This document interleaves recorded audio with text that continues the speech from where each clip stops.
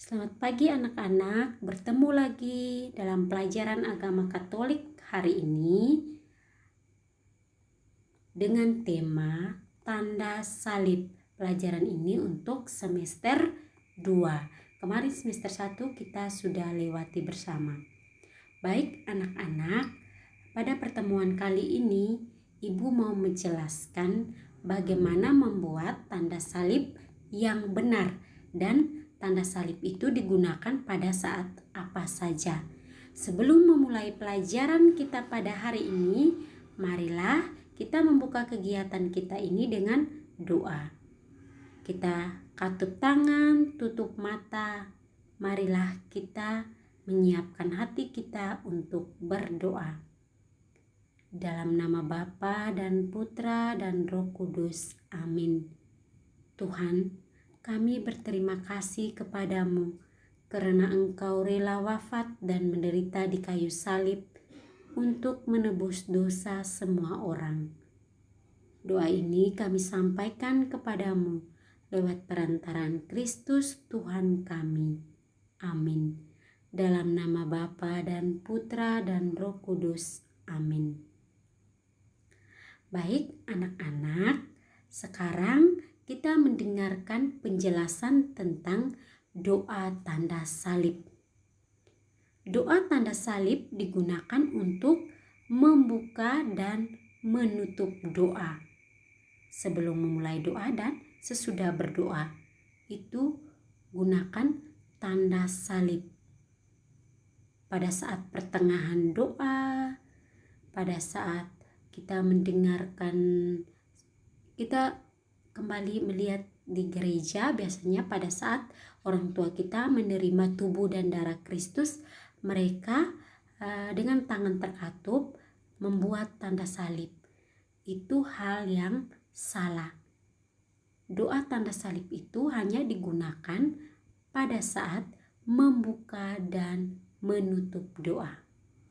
Doa tanda salib merupakan ungkapan iman, pernyataan rasa percaya kepada Allah Tritunggal yang Maha Kudus. Ungkapan iman, pernyataan rasa percaya umat Katolik kepada Allah Tritunggal yang Maha Kudus. Baik anak-anak, mari kita mengamati gambar berikut ini. Gambar pertama itu Anton berdoa bersama ibunya dalam keadaan tangan terkatup. Mari kita mengamati cara membuat tanda salib yang baik dan benar. Sebelum memulai berdoa, sebelum memulai tanda salib, kita menutup tangan, menutup mata dan katup tangan. Lihat pada gambar pertama, putri kecil pada gambar pertama itu, ia mengangkat tangan kanannya dan meletakkan di dahi dengan sebutan dalam nama Bapa. Gambar kedua, ia meletakkan tangannya di dada dengan sebutan dan Putra. Gambar ketiga, ia meletakkan tangannya pada bahu sebelah kiri dengan sebutan dan Roh Kudus. Gambar keempat, ia meletakkan tangannya di pundak sebelah kanan dengan sebutan Amin.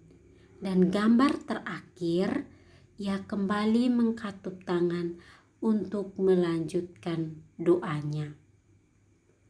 Baik anak-anak, ini arti posisi jari dalam membuat tanda salib pada saat imam atau pastor membacakan Injil, membacakan firman Tuhan.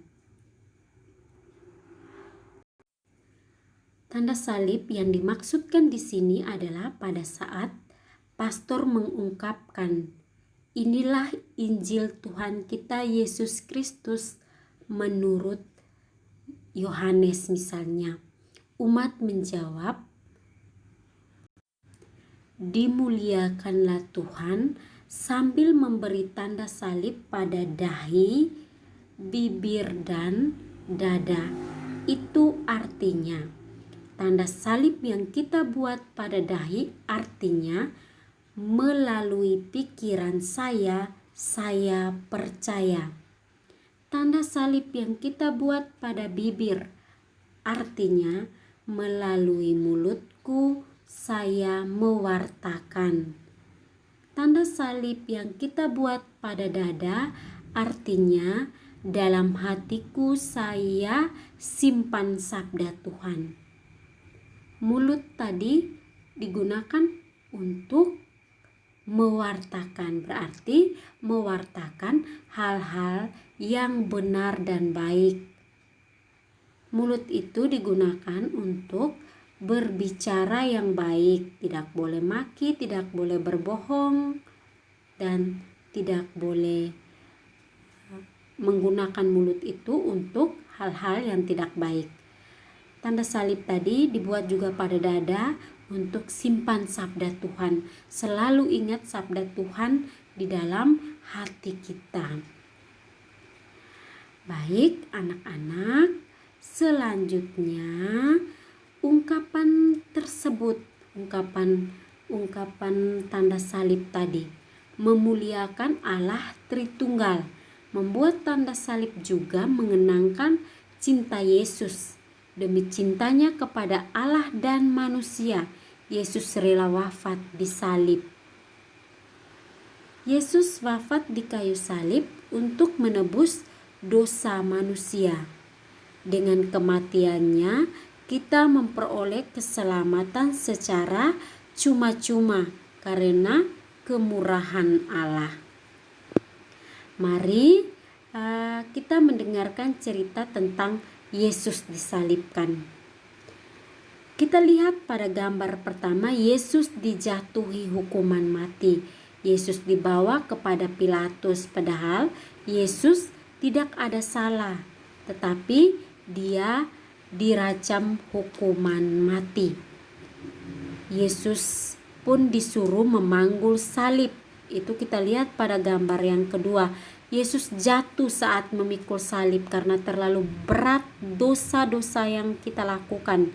Maka Yesus tertindis oleh salib. Dan gambar ketiga, Yesus dibantu oleh Simon dari Kirene. Simon dari Kirene ini seorang petani, tetapi saat dalam perjalanan prajurit menemukan Simon dari Kirene ini sedang pulang dari ladangnya, dan mereka memaksa untuk membantu Yesus memikul salib. Dan gambar terakhir, Yesus disalibkan bersama dua penjahat, dan di atas salib Yesus tertulis INRI. Baik anak-anak, selanjutnya kita sama-sama mendengarkan rangkuman. Orang Katolik membuka doa dengan tanda salib. Orang Katolik berdoa dengan tanda salib. Doa tanda salib berarti memuliakan Bapa, Putra, dan Roh Kudus. Doa tanda salib juga berarti mengenang cinta Yesus yang rela disalib. Membuat tanda salib harus dengan hormat dan sopan, dan saat kita berdoa tidak boleh bermain. Baik anak-anak, itu ada tugas 5 nomor, silakan dikerjakan dan kembali mengirim lewat WA pribadinya Ibu, kembali japri Ibu. Terima kasih. Kita menutup kegiatan kita dengan doa. Dalam nama Bapa dan Putra dan Roh Kudus. Amin. Tuhan, terima kasih untuk kesempatan berahmat ini. Kami bersyukur untuk segala cinta yang telah Engkau berikan kepada kami. Amin. Dalam nama Bapa dan Putra dan Roh Kudus. Amin. Baik anak-anak, semoga kita bisa memahami arti dari tanda salib dan doa tanda salib itu digunakan pada saat apa saja. Anak-anak, tugas tadi 5 nomor mohon dikerjakan dan dikumpulkan tepat pada waktunya. Terima kasih, selamat pagi. Sampai jumpa lagi dalam materi-materi selanjutnya.